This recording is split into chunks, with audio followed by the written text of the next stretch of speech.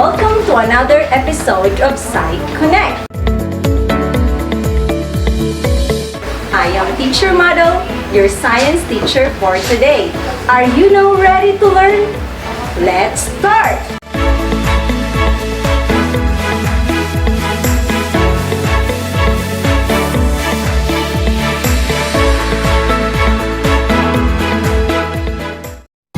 This video lesson focuses on major organs working together.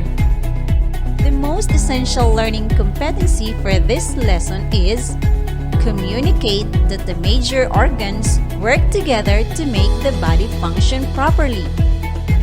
Before we start, let us try to check your prior knowledge by answering the pretest. Directions. Read the questions carefully. Write the letter of your choice in your activity notebook. 1. Which organ and its function is correctly matched? A. Rib cage protects the brain. B. Skull protects the lungs. C. Backbone protects the heart. D. Pelvic bones support our body when we sit. 2. Joint is the point where two bones meet and connect. What kind of joints permit movement in only one direction? A. Hinge joint. B. Pivot joint. C. Gliding joint. D. Ball and socket joint. 3. How many muscles are there in the human body? A. More than 200. B. More than 300. C. More than 500. D. More than 600. 4. Which of the following does not describe involuntary muscles? A. Muscles that cannot be controlled. B. They move all the time without us thinking. C. Muscles are attached to the bones and can be controlled. D. There are muscles usually found in our internal organs and are controlled by our nervous system. 5. Which bone below helps protect the brain? A. B. C. D. Good job, learners! You are done answering the pretest. Now, let us proceed to the next task entitled Connect Me. Directions. Connect the body organs in column A to pictures in column B. Write the letter of the correct answers in your notebook.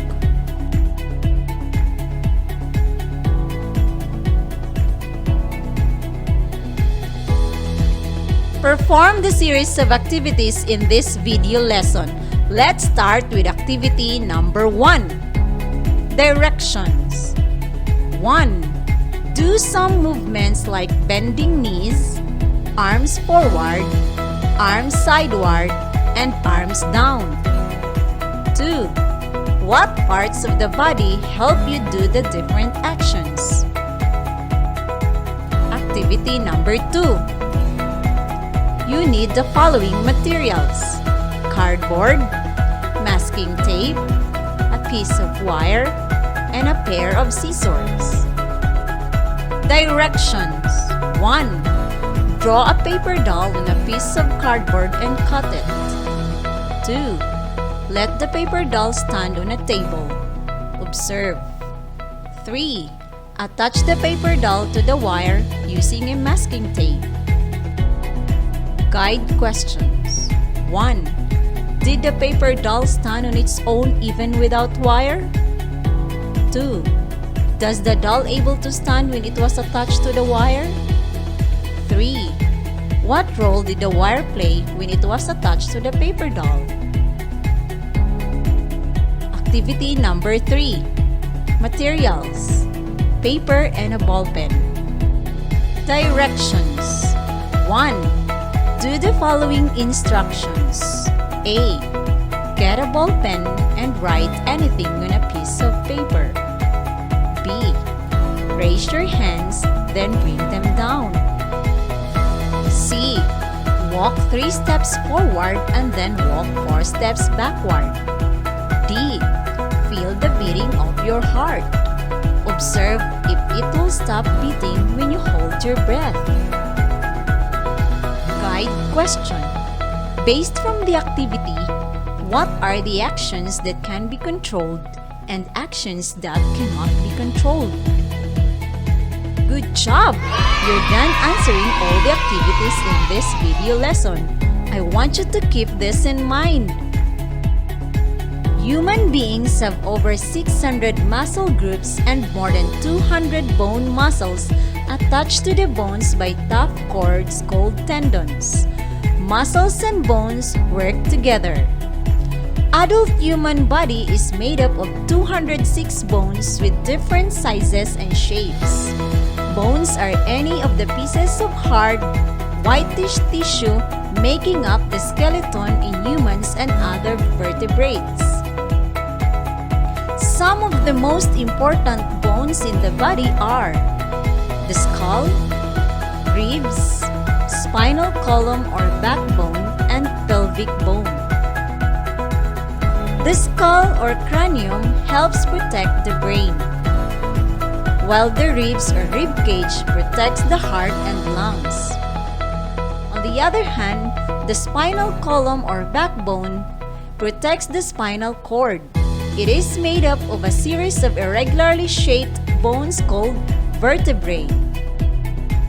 The pelvis or pelvic bones protect the lower organs such as kidneys and liver and support the weight of our body. It supports our body when we sit.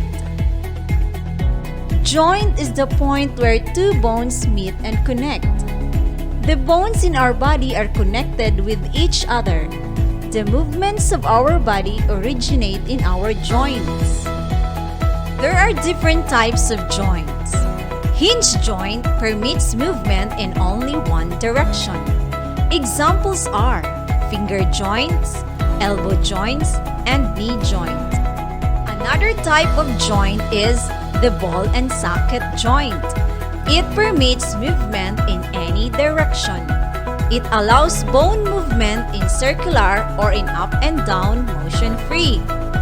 Examples are the joints in the shoulder bones and hip bones. We also have gliding joint. It permits the small bones to slip over each other. Examples are the point connecting the small bones of the ankle and the wrist. And the last type of joint is the pivot joint. It permits you to move a portion of your body without moving the part well to which it is connected. Example, the joint connecting the bone in the neck and the head. Every moving bone has at least two muscles attached to it. Muscles have different strengths and lengths and provide different amounts of pull. It forms the fleshy parts of the body. They enable our body to move. They also give shape and forms to our body and protect the delicate organs of our body. There are two types of muscles, voluntary and involuntary muscles. Voluntary muscles are muscles that you have the ability to consciously control, like muscles in your arms, legs, and face. Voluntary muscles are attached to the bones and can be controlled. Examples, muscles in your legs and hands. On the other hand, involuntary muscles are muscles that cannot be controlled. They move all the time without us thinking about them, even when we're sleeping. These are usually found in our internal organs and are controlled by our nervous system.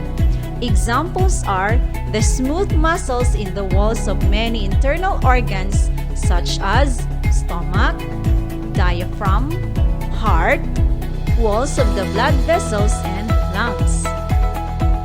These are the functions of bone and muscles in our body. A. Support the body.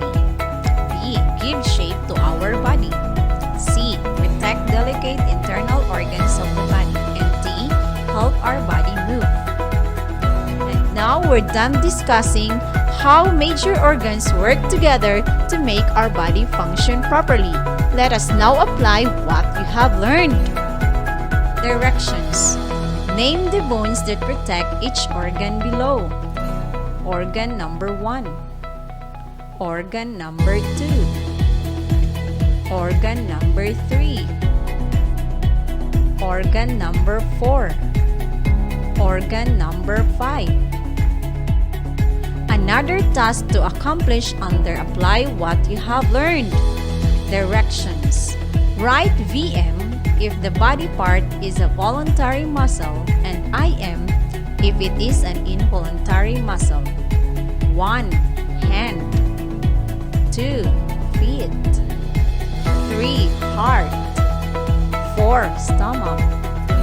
5. Eyes. And let us reflect your learnings today by completing the sentence prompts. I have learned. I wish to ask my teacher about. Strengthen your learnings today by accomplishing the reinforcement. Directions. There are other bones which made up the skeletal system. Label the parts of the given human skeleton using the choices in the box.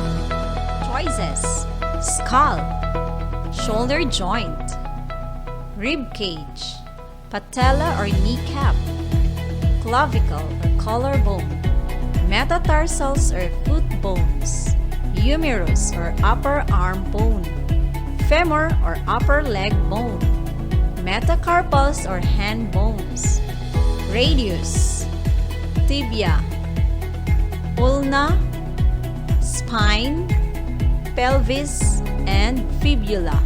You can pause this video as you accomplish this task. Good job, kids! You have answered all the activities in this video lesson. Now, let us check how far have you learned by answering the post-test. Directions. Read the questions carefully. Write the letter of your choice in your activity notebook. 1. How many muscles are there in the human body? A. More than 200. B. More than 300. C. More than 500. D. More than 600. 2. Which bone below helps protect the brain? A. B. C. D. 3. Which of the following does not describe involuntary muscles? A. Muscles that cannot be controlled. B. They move all the time without us thinking. C. Muscles are attached to the bones and can be controlled. D. There are muscles usually found in our internal organs and are controlled by our nervous system. 4. Joint is the point where two bones meet and connect. What kind of joints permit movement in only one direction? A.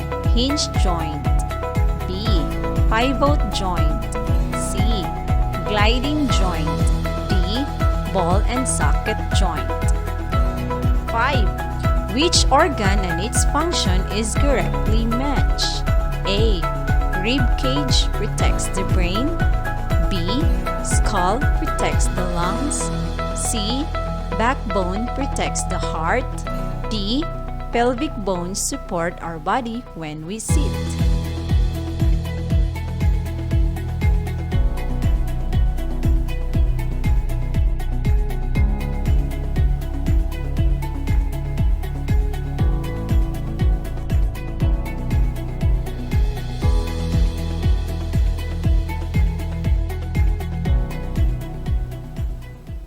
Congratulations, learners, for finishing the video lesson! I hope you enjoyed learning with me today. Remember, learning is fun with Sci-Connect.